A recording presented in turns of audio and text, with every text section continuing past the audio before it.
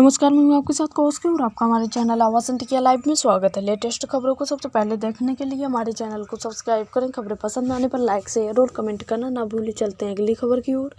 अगली खबर बिहार के जनपद सुपौल से आ रही है। आपको बता दें कि मामला सुपौल जिला के त्रिवेणीगंज अनुमंडलीय मुख्यालय स्थित त्रिवेणीगंज अनुमंडलीय अस्पताल निगरानी में बनाया गया बुनियादी केंद्र के कोविड केयर सेंटर का है।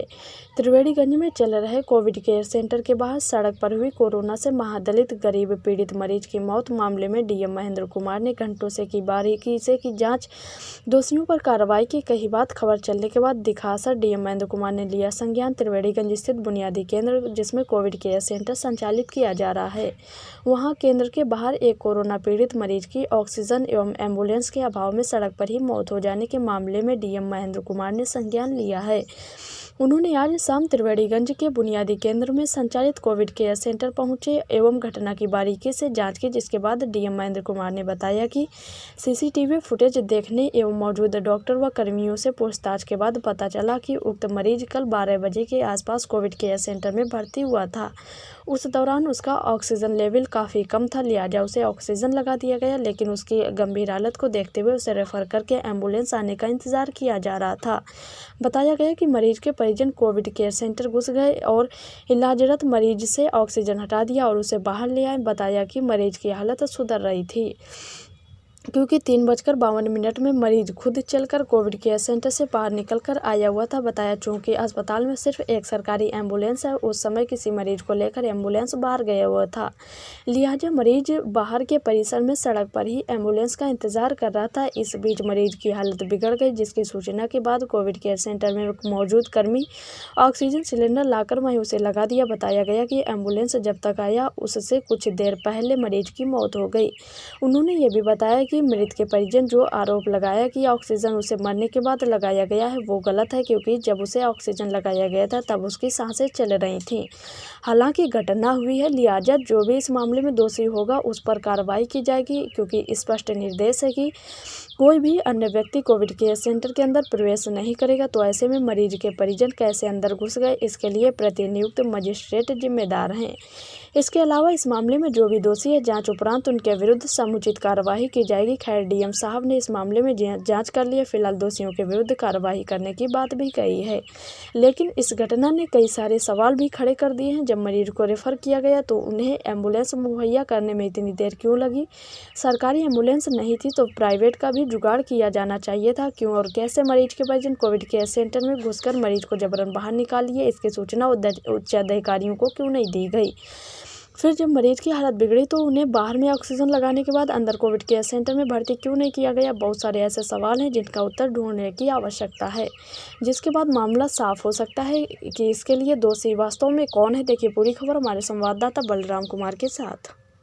इस मामले में क्या करें? इसमें कल जो पेशेंट आए थे 12 बजे के आसपास, 12:08 पे यहाँ पे भर्ती हुए, उनका SpO2 लेवल कम था, उनको ऑक्सीजन कंसनट्रेटर दिया गया था।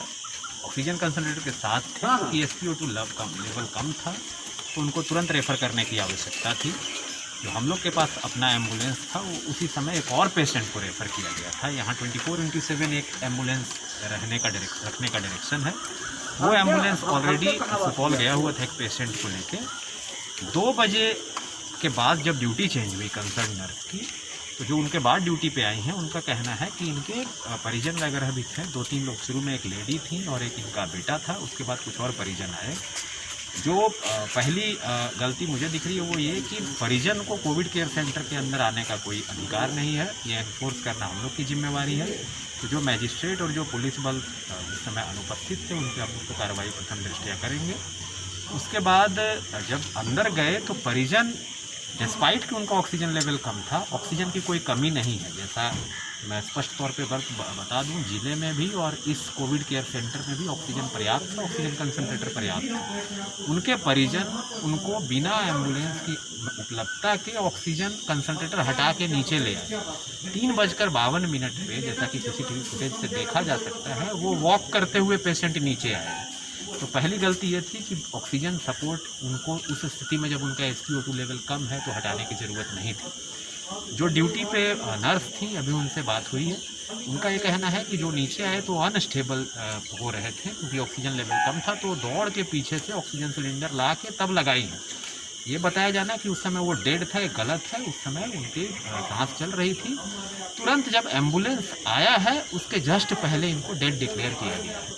तो 2-3 चीज़ जैसा कि मैंने पहले बताया कि ऑक्सीजन पर्याप्त है, बेड भी पर्याप्त है हम लोग के पास। परिजन कोविड केयर सेंटर के अंदर कैसे आए, यहाँ पे लूप होल है जिसकी हम लोग जांच करके कार्रवाई करेंगे। दूसरा, इस अस्पताल में और अनुमंडल अस्पताल में 5 में से 4 डॉक्टर पॉजिटिव हो गए। केवल 1 डॉक्टर थे और 1 डॉक्टर जो थे वो अटेंड किए थे उस पेशेंट को। APHC से हम लोग एडिशनल डॉक्टर को डिप्लॉय किए हैं। हम लोग ये चाह रहे हैं कोविड केयर सेंटर में 24/7 डॉक्टर यहाँ पे उपस्थित रहे, नर्स उपस्थित रहे रोस्टर के अनुसार। और कोई भी पेशेंट, वो कितने भी सीरियस हों, काफ़ी सीरियस पेशेंट को सदर हॉस्पिटल में ठीक ढंग से इलाज करके भेजा गया है। और कल वाली जो दुर्घटना हुई है, वो काफ़ी दुखद है। इसमें जो कंसर्न कर्मी हैं उन पर कार्रवाई तो हम लोग करेंगे ही, बट हम लोग का ये प्रयास है कि आगे से भी जो लोग यहाँ आ रहे हैं उनको, अगर उनकी स्थिति SpO2 लेवल काफ़ी कम है, सीवियर कैटेगरी में है, तो तुरंत उनको यहाँ से रेफ़र किया जाए। ऐसा डायरेक्शन अभी दिया गया है इनको। अभी फ़िलहाल 2 पेशेंट भर्ती हैं, दोनों स्टेबल हैं, दोनों को ऑक्सीजन की सप्लाई दी जा रही है। और हमको विश्वास है कि आने वाले समय में आगे यहाँ पे जो चिकित्सा की जो ये है प्रक्रिया है वो बेहतर होगी। और हम लोग इस पूरे मामले के प्रकरण में जांच उपरांत कार्रवाई करें। कल यहाँ मजिस्ट्रेट भी नहीं देखेंगे? हाँ, मैंने बताया कि जो पूरी जिम्मेवारी होनी चाहिए मजिस्ट्रेट और पुलिस बल की, कि कोई परिजन अंदर नहीं जाए। नहीं तो परिजन के अंदर जाने से जो हमारे मेडिकल कर्मी हैं, चाहे वो नर्स हों चाहे वो डॉक्टर हों, वो बेसिकली एक तो उनको काम करने में बाधा उत्पन्न होती है और प्लस वो ये भयभीत महसूस होती है। तो इसी लिए आवश्यक है कि वहाँ पे अंदर किन्हीं का प्रवेश नहीं हो। अभी डायरेक्शन दिया गया है जो यहाँ के स्थानीय पदाधिकारी हैं। हम लोग बाकी भी जो DCHC है उसमें इस बात को सुनिश्चित करा रहे हैं कि कोविड केयर सेंटर और DCHC के अंदर आम जनों का, परिजनों का प्रवेश बिल्कुल निषिद्ध हो। और ये केवल सरकारी में नहीं, निजी में भी इसको एनफोर्स कराया जा रहा है। तो भविष्य में ये घटना नहीं हो, इसके लिए हम लोग कार्रवाई कर रहे हैं और जो इसके लिए दोषी हैं उन पर हम लोग कठोरतम कार्रवाई करेंगे।